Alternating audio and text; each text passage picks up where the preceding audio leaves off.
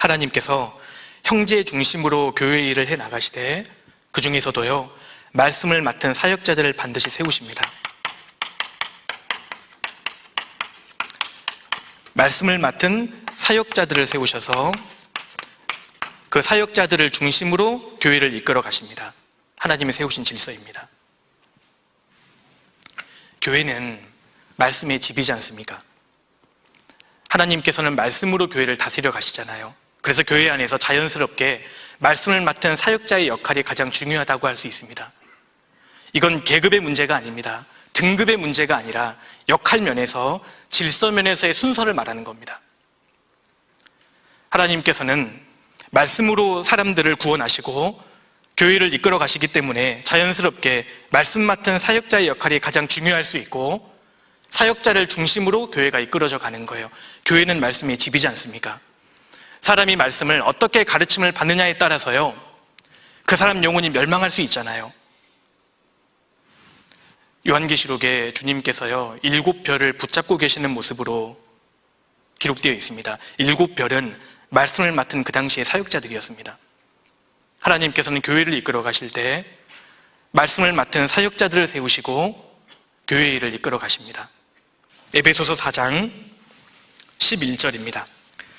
그가 혹은 사도로, 혹은 선지자로, 혹은 복음 전하는 자로, 혹은 목사와 교사로 주셨으니 이는 성도를 온전케 하며 봉사일을 하게 하며 그리스도의 몸을 세우려 하심이니라. 자, 11절 보십시오. 그가 혹은 사도로, 혹은 선지자로. 초대교회 당시에는 사도와 선지자들이 있었습니다. 그런데 우리 시대에는 사도와 선지자는 없고 복음 전하는 자와 목사와 교사가 있는 거예요. 지금 교회 가운데 전도연들이 이 역할을 하지 않습니까? 혹은 목사와 복음 전하는 자로, 혹은 목사와 교사로 주셨으니, 주신 겁니다. 하나님이 세우신 거예요. 교회를 위해서. 그래서 이 복음을 전하는 자나 목회자는 자기가 원해서 되는 게 아닙니다. 하나님이 세우시고 교회를 위해 주신 겁니다. 그렇죠? 왜 주셨냐? 이는 성도를 온전케 하며 봉사일을 하게 하며 그리스도의 몸을 세우려 하심이니라. 하나님께서 교회 안에서 일을 하실 때 사역자들을 통해서 일을 하신다는 것을 우리가 명확하게 알 수 있습니다. 여기에서요, 우리가 주의해야 될 점이 있습니다. 자, 보세요.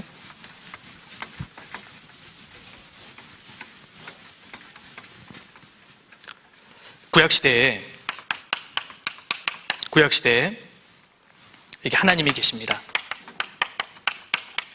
하나님이요. 그리고 여기 이제 일반 사람들이 있었잖아요. 이스라엘 백성들이. 구약시대에는 사람들이 제사장을 통해서 하나님께 나아갔습니다. 제사장을 통해서 사람들이 나아갔고, 그리고 제사장 위에는 대제사장이 있었잖아요. 그래서 하나님께 나아갈 수 있었던 겁니다. 그래서 여기 제사장을 두셨지 않습니까? 제사장들을. 사람들이 제사장을 통해서 하나님께 나아갔습니다. 그런데 신약시대에는 아닙니다. 신약시대에는 여기 하나님이 계시는데 모든 사람들은 구원을 받은 즉시 하나님의 제사장이 되잖아요.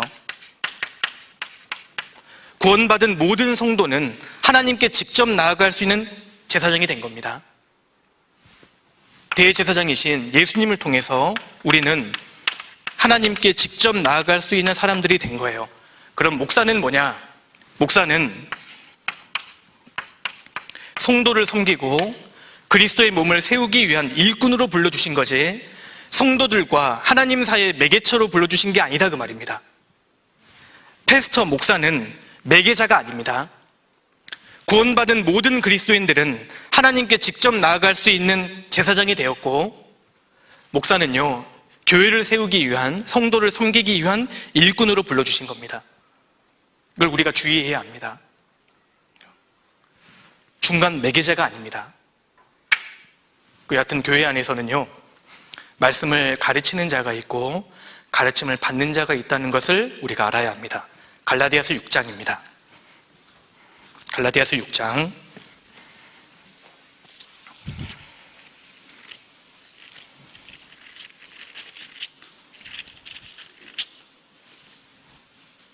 6절입니다.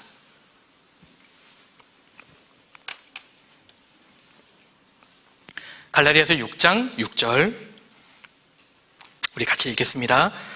가르침을 받는 자는 말씀을 가르치는 자와 모든 좋은 것을 함께하라. 여기 말씀에 보면 가르침을 받는 자가 있고 말씀을 가르치는 자가 분명히 있습니다. 평상시에는 이런 말씀 안 찾습니다. 그렇죠? 근데 오늘은 질서에 대해서 배우는 시간이기 때문에요. 읽은 겁니다. 그렇죠? 이 사실을 우리가 알아야 합니다. 하나님은 말씀으로 자신을 드러내시기 때문에 교회는 말씀의 집입니다. 그래서 말씀을 맡은 자들, 말씀을 가르치는 자들의 역할이 중요하고, 그래서 구원을 받은 형제 자매님들은 교회 안에서요, 말씀을 맡은 사역자들에게 잘 협력해주고 도와주고 그를 위해서 기도해 주잖아요. 하나님이 세우신 질서가 있는 겁니다. 구원 받은 사람들 중에 중요하지 않은 사람이 어디 있겠어요? 그런데 역할 면에서 말씀을 가르치는 자가 갖고 있는 역할이 중요한 겁니다. 교회의 머리는 주님이시고 주님은 말씀으로 자신을 드러내시기 때문입니다. 그래서 디모데전서 5장 17절입니다. 잘 다스리는 장로들을 배나 존경할 자로 할 때 말씀과 가르침에 수고하는 이들을 더할 것이니라. 이런 구절들은 읽기가 어려워요, 개인적으로는. 그리고 이제 이런 말씀 잘 안 드립니다. 그런데 질서에 대해서 이제 오늘 말씀드리는 거니까 찾는 겁니다. 잘 다스리는 장로들을 배나 존경할 자로 알되 교회 안에서 앞장서서 열심히 하는 사람들을 존경할 자로 알라고 말씀하셨습니다. 말씀과 가르침에 수고하는 이들을 더할 것이니라. 교회는 말씀의 집이기 때문입니다. 이렇게 했을 때요, 교회 안에서 말씀을 들었을 때 자기에게 유익이 되잖아요. 교회에서 말씀이 전해질 때 인간의 말로 들으면 유익이 안 되지 않습니까? 그래서 앞에 말씀을 맡은 자가 말씀을 증거할 때요, 그 말이 하나님 말씀과 일치되면 하나님 말씀으로 받는 것이 좋습니다. 그래야 자기 신앙이 유익이 되지 않습니까? 인간의 말로 받지 않고 하나님 말씀으로 받는 것이 필요합니다. 그래서 히브리서 13장에서도 너희를 인도하는 자들에게 순종하고 복종하라. 교회 안에서 이 말씀을 하신 겁니다. 이것이 주님의 뜻이에요. 그래야만 교회가 잘 될 수 있는 겁니다. 그리고 말씀 안에서 교회가 하나 되었을 때 복음이 힘있게 증거되잖아요. 개인을 높이란 뜻이 아닙니다. 그 사람이 맡은 역할이 중요한 것이기 때문에 힘을 모아주는 거예요.